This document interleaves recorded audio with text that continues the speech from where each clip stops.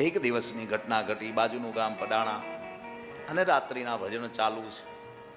હા, સંતોનું પણ આગમન થઈ રહ્યું છે. વાહ! અમારે અટલ આશ્રમ બટકગીરી બાપુ પધાર્યા. બાપુ ખૂબ ખૂબ તમારું સ્વાગત છે. હા,